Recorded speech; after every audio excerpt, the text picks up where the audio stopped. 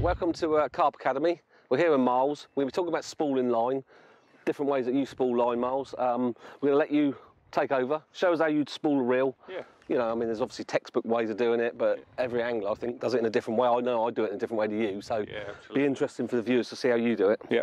Well, the idea is your line needs to go onto the reel untwisted. Twisted line, obviously, is a real nightmare to fish with. Your presentation's bad. It weakens your line, doesn't it? And you can't cast nearly for so far. So the tricky thing is there's no right or wrong way, because line manufacturers put line onto the spools differently. They use different kinds of machines. So I can't say to you, do this way or do that way, and that's perfect for all line. But I'm going to show you a real simple way of working out what is best for the kind of line that you've bought. Throw your line into a bucket. We like using warm water because that temperature will just soften the plastics that line is made out of, makes it a little bit more supple, gets rid of some of the memory. Doesn't have to be piping hot water, just good warm water. Throw it in and then keep your line under tension somehow. You can do it with your finger here, through a towel. There's lots of ways of doing it, but what we're going to do is just wind some of this line on under tension. I don't know, 20 or 30 turns, something like that. That's all that's needed.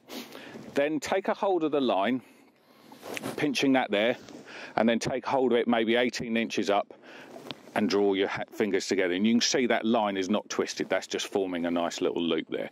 Now, Steve, I'm going to get you to just hold that spool, and we're going to show you how to do it wrong way. So what we want to do is have it come upwards, coming off the wrong way, yeah? Yeah, that's it. So coming off the end of the spool there.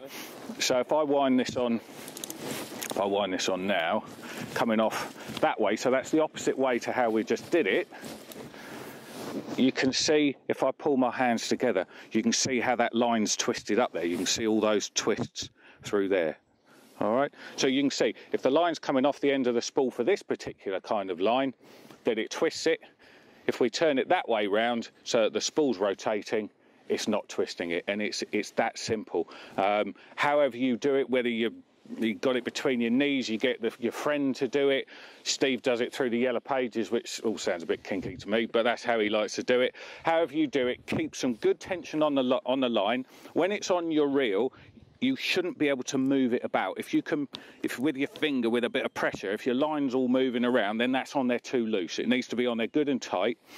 And the other thing I think a lot of people make the mistake of is not putting enough line on their reel. I've seen your spools here, Steve, and they're filled right up to the top, and that's got to help your casting, hasn't it? Yeah, well, it does. I think it gives you that extra sort of 15% distance. You know, if it's hitting the lip of the spool when it's coming off, it's going to slow it down. It's just friction. Friction slows everything down. So yeah, I mean, if you overspool, on the other hand, it can come off peeling off, and you end up with fraps and wind knots and whatever. So there's a fine balance. But I always take mine to, you know, if I'm long range fishing, which I do a lot of the time, I fish it right to the sort of flat of the spool. So make sure, however you like to put your line onto your reel, make sure it doesn't go untwisted. Fill up the spool, and yeah, that will keep the longevity of your line and help you fish better. It'll keep the true strength of it, and yeah, that's the way to spool up with some new line. Good spooling. Cheers.